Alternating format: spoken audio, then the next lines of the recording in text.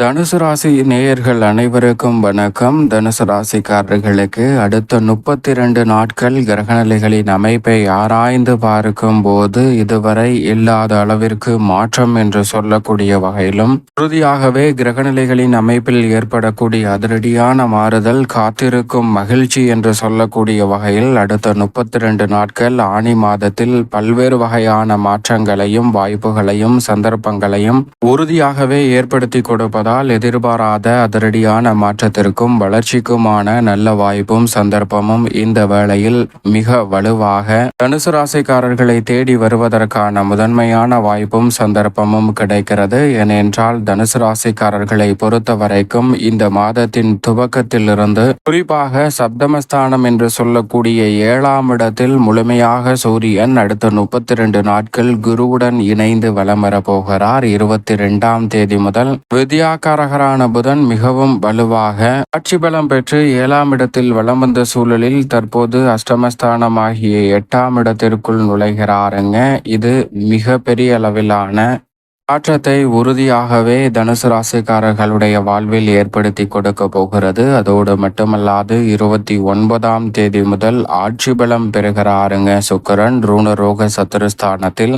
ராசிக்கு சமகிரகமாக இருக்கக்கூடிய சனியை பொறுத்த வரைக்கும் மிக வலுவாக ஜூலை 2ஆம் தேதி முதல் வக்ரகதியில் திரும்புகிறார். வாக்கிய பஞ்சாகமத்தின்படி இப்படி அடுத்த 32 நாட்களில் அதிரடியாக கிரகநிலைகளில் மாறுதல் தனுசு ராசிக்காரர்களுக்கு ஏற்படும் போது நிச்சயமாக இதுவரை இல்லாத அளவிற்கு மாற்றம் என்று சொல்லக்கூடிய வகையில் கிரகநிலைகளின் அமைப்பில் எப்படி இருக்கிறது என்று ஆராய்ந்து பார்த்தால் ராசியின் அதிபதியான குரு பகவான் முழுமையாக சப்தமஸ்தானத்தில் வலம் வரக்கூடிய இந்த வேளையில் சூரியன் அவருடன் இணைந்து முழுமையாக அடுத்த 32 நாட்கள் வலம் வர போகிறார். வித்யாகாரகரான புதன் முற்பகுதியில் சப்தமத்திலும் பிற்பகுதியில் அஷ்டமத்திலும் நுழைய போகிறார்.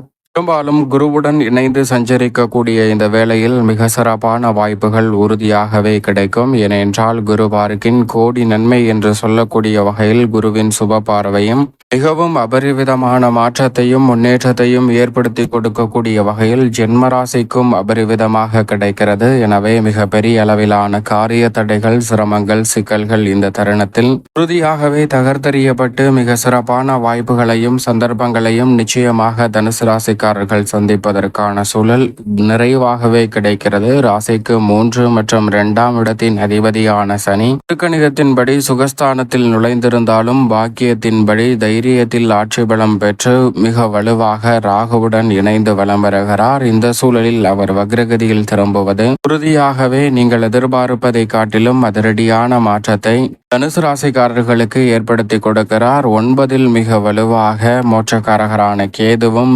செவ்வாயும் இணைந்திருப்பது பல காரியங்களில் ஏற்படக்கூடிய எதிர்மறையான சிந்தனை கற்பனையான பயம் எதிர்காலத்தை பற்றிய அச்சம் போன்றவை நீங்குவதோடு பல்வேறு வகையான சுப காரியங்களை மிகவும் சிறப்பாக செய்து முடிக்கக்கூடிய வாய்ப்பும் சந்தர்ப்பமும் நிச்சயம் நிறைவாகவே தனுசு ராசிக்காரர்களை தேடி வருகிறது.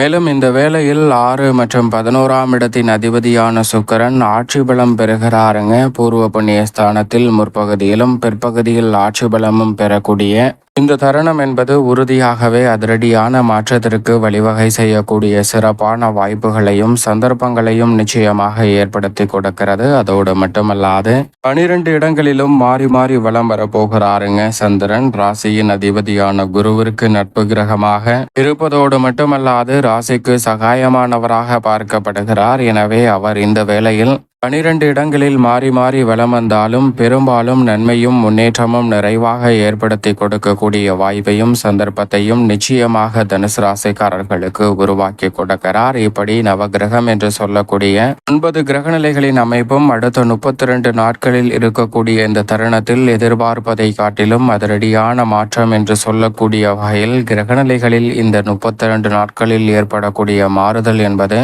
உறுதியாகவே இந்த ஆனி மாதத்தில் மிக சிறப்பான வாய்ப்புகளையும் சந்தர்ப்பங்களையும் ஏற்படுத்தி கொடுக்கிறது. சப்தமத்தில் ராசியின் அதிபதி குரு பகவான் வலுவாக இருக்கக்கூடிய இந்த தருணத்தில் மற்ற கிரகநிலைகளின் அமைப்பில் ஏற்படக்கூடிய மாறுதல்களும் இந்த வேளையில் நீங்கள் எதிர்பார்த்து காத்து கொண்டிருக்கக்கூடிய பல நல்ல செய்திகளும் உறுதியாகவே உங்களை தேடி வருங்க. எதை செய்தாலும் அதை ஆராய்ந்து முடிவெடுத்து செயல்படக்கூடிய தனுசு ராசிக்காரர்களுக்கு யோசனையில் சிறந்த வல்லவர்களாக செயல்படக்கூடிய தனுசு ராசிக்காரர்களுக்கு தொட்டகா காரியம் அனைத்தும் வெற்றிகரமாக நன்மை நிறைந்தவையாக அமைவதற்கான சூழல் இந்த 32 நாட்களுமே நிறைவாக கிடைக்கப் போகிறது. சரியாக பயன்படுத்திக் கொள்ளுங்கள்.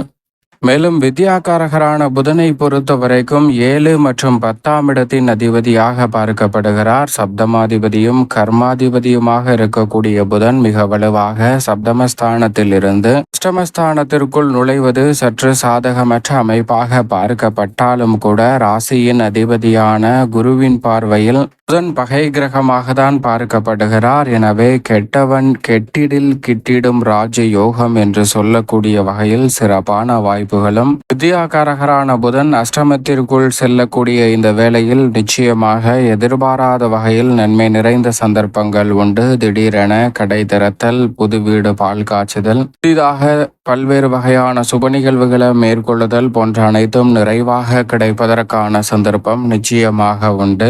ஆனால் வித்யாகாரகரான புதன் மிக வலுவாக அஷ்டமத்திற்குள் நுழைவதால் உணர்ச்சி வசப்படுதலை மட்டும் உறுதியாகவே தவிர்க்க வேண்டும். மறைமுகமாக இருக்கக்கூடிய பல பிரச்சனைகளால் சின்ன சின்ன இடைஞ்சல்களை சந்திப்பதற்கான சூழல் உண்டு. மற்றபடி எந்த விதமான சிரமமும் தனுசு ராசிக்காரர்களுக்கு ஏற்படாது. அதே சமயம் தனித்து செயல்பட்டாலும் கூட்டு முயற்சியாக ஈடுபட்டாலும் புதிதாக மேற்கொள்ளக்கூடிய பணிகளில் அகலக்கால் வைக்க வேண்டாம் என்பதையும் திட்டவட்டமாக கிரகநிலைகள் உறுதிப்படுத்துகின்றன. அது மட்டுமல்லாது ராசிக்கு 6 மற்றும் 11ஆம் இடத்தின் அதிபதியாக இருக்கக்கூடிய சுக்கிரன் மிக வலுவாக ஆட்சி பலம் பெறுகிறாருங்க. ரூணரோக சத்துருஸ்தானம் என்று சொல்லக்கூடிய 6ஆம் இடத்தில் அவர் ஆட்சி பலம் பெறுவது மிக சிறப்பான வாய்ப்பை நிச்சயமாக ஏற்படுத்தி கொடுக்கும். லாபஸ்தானத்தில் ஆட்சி பலம் பெறுவதை காட்டிலும் 6ஆம் இடத்தில் ஆட்சி பலம் பெறுவது அவ்வளவு சிறப்பான நன்மை கொடுக்கக்கூடிய அமைப்பு இல்லை என்று பார்க்கப்பட்டாலும் கூட பெரும்பாலும் பூர்வ புண்ணிய ஸ்தானத்திலும்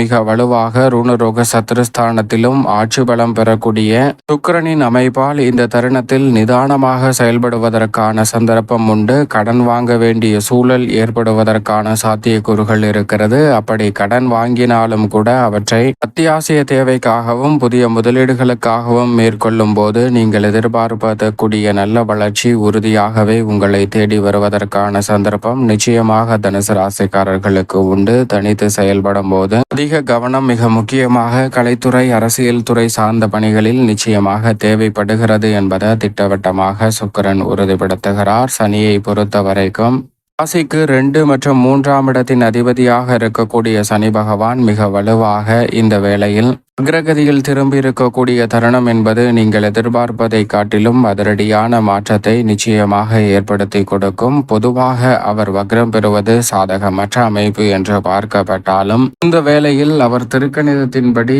சுகஸ்தானமாகிய 4லும் நுழைந்து விட்டார். எனவே அவர் வக்ரம் திரும்பினாலும் கூட இல்லத்தில் பல்வேறு வகையான சுபகாரியங்கள் உறுதியாக கைகூடும். ஆனால் இதுவரை இல்லாத அளவிற்கு மாற்றம் என்று சொல்லக்கூடிய வகையில் திடீரென சில மாற்றங்களை சந்திப்பதற்கான சூழல் நிச்சயமாக தனுசு ராசிக்காரர்களுக்கு உண்டு. மேலும் இந்த வேளையில் சனி மற்றும் செவ்வாயின் பார்வை ஏற்படக்கூடிய இந்த தருணத்தில் சற்று விழிப்புணர்வுடன் அனைத்து வகையான பணிகளிலும் நடந்து கொள்வது நல்லது. சனி மற்றும் செவ்வாயின் பார்வை பொதுவாகவே அவ்வளவு நல்ல விஷயமாக பார்க்க முடியாது என்று பார்க்கப்பட்டாலும் கூட சனி வக்ரகதியில் திரும்பியிருக்கிறார். இந்த வேளையில் மிக வலுவாக 9ல் வலம் வருகிறார் செவ்வாய். எனவே சனி செவ்வாய் பார்வை ஏற்பட்டாலும் கூட பெரிய அளவிலான பாதிப்பு இல்லை. ஆனால் இந்த வேளையில் உடல்நலம் சார்ந்த விஷயங்களில் சற்று கவனத்துடன் இருங்க. அதேபோன்று பத்திரப்பதிவு, சொத்துக்களில் ஏற்படக்கூடிய வில்லங்கங்கள் போன்ற விஷயங்களில் கூடுதல் கவனத்துடனும் விழிப்புணர்வுடனும் அணுகினால் பல சிரமங்களை, எதிர்காலத்தில் ஏற்படக்கூடிய பிரச்சனைகளையும் விலக்கி நன்மை நிறைந்த ஒரு தருணமாக தனுசு ராசிக்காரர்கள் மாற்றிக்கொள்வதற்கான வாய்ப்பும் சந்தர்ப்பமும் உறுதியாகவே உங்களை தேடி வரும் என்பதில் சந்தேகமே இல்லை என்பதை திட்டவட்டமாக தனுசு ராசிக்காரர்களுக்கு உறுதிப்படுத்தி கொடுக்கிறாருங்க. மேலும் இந்த தருணத்தை சாதகமாக மாற்றிக்கொள்ள நிச்சயமாக தனுசு ராசிக்காரர்கள் இந்த வேளையில் வாரத்தில் சனிக்கிழமை விரதம் இருந்து அருகாமையில் உள்ள ஆஞ்சநேயர் சன்னதி சென்று தீபம் ஏற்றி வழிபாடு செய்யுங்கள். தடை தாமதம் தனுசு ராசிக்காரர்களுடைய வாழ்வில் இருந்து முற்றிலுமாக விலகி இதுவரை இல்லாத அளவிற்கு மாற்றமும் காத்திருக்கும் மகிழ்ச்சி என்று சொல்லக்கூடிய வகையில் மிக சிறப்பான சந்தர்ப்பம் உறுதியாகவே தனுசு ராசிக்காரர்களுக்கு கிடைக்கும் என்பதில் சந்தேகமே இல்லை.